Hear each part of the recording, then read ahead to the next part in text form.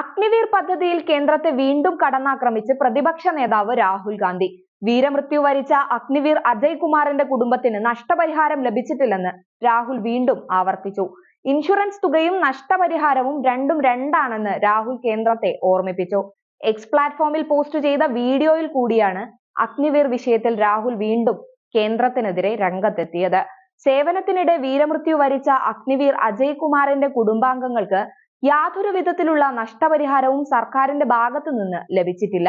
സ്വകാര്യ ബാങ്കിൽ നിന്ന് 50 ലക്ഷം രൂപ ഇൻഷുറൻസും ആർമി ഗ്രൂപ്പ് ഇൻഷുറൻസ് ഫണ്ടിൽ നിന്ന് 48 ലക്ഷം രൂപയുമാണ് കുടുംബത്തിന് ലഭിച്ചത്.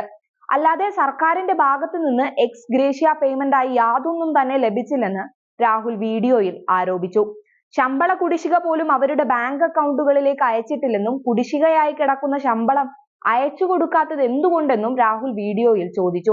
നഷ്ടപരിഹാരവും ഇൻഷുറൻസും രണ്ടും രണ്ടാണെന്ന് പറഞ്ഞ രാഹുൽ ഈ ദിവസം വരെ വീരമൃത്യു വരിച്ച അജയ് കുമാറിന്റെ കുടുംബത്തിന് യാതൊരു നഷ്ടപരിഹാരവും ലഭിച്ചിട്ടില്ലെന്ന് ആവർത്തിച്ചു. ഇൻഷുറൻസ് കമ്പനിയാണ് വീരമൃത്യു വരിച്ച അഗ്നിവീറിന്റെ കുടുംബത്തിന് തുക കൈമാറിയത്. അല്ലാതെ സർക്കാരിന്റെ ഭാഗത്തു നിന്ന് നഷ്ടപരിഹാരമായിട്ടല്ല തുക നൽകിയിട്ടുള്ളതെന്നും അദ്ദേഹം കൂട്ടിച്ചേർത്തു. രാജ്യത്തിനു വേണ്ടി വീരമൃത്യു വരിച്ചവരുടെ കുടുംബങ്ങളെ നിർബന്ധമായും ആദരിക്കണമെന്ന് പറഞ്ഞ രാഹുൽ മോദി സർക്കാർ അവരെ വിവേചനപൂർവ്വമാണ് കാണുന്നതെന്നും ആരോപിച്ചു. കേന്ദ്രം എന്തു പറയുന്നു എന്നത് തനിക്ക് അറിയേണ്ടതില്ലെന്നും ഇത് രാജ്യസുരക്ഷ സംബന്ധിച്ച കാര്യമാണെന്നും വിഷയം ഉന്നയിച്ചു കൊണ്ടേയിരിക്കുമെന്നും രാഹുൽ കൂട്ടിച്ചേർത്തു. കുഴിബോംബ് സ്ഫോടനത്തിൽ ജീവൻ നഷ്ടപ്പെട്ട അഗ്നിവീറിനെ ഞാൻ രക്തസാക്ഷി എന്നാണ് പറയുന്നത്. എന്നാൽ നരേന്ദ്രമോദി അദ്ദേഹത്തെ രക്തസാക്ഷി എന്നല്ല വിളിക്കുന്നത്, അഗ്നിവീർ എന്നാണ്. മരിച്ചയാളുടെ കുടുംബത്തിന് പെൻഷനോ നഷ്ടപരിഹാരമോ ലഭിക്കില്ല എന്നായിരുന്നു രാഹുൽ ലോക്സഭയിൽ പറഞ്ഞത്.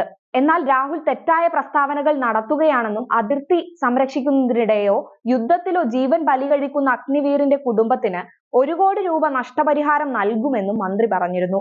ഇതിലാണിപ്പോൾ രാഹുൽ വീണ്ടും വിശദീകരണവുമായി കേന്ദ്രത്തിനെതിരെ രംഗത്തെത്തിയത്.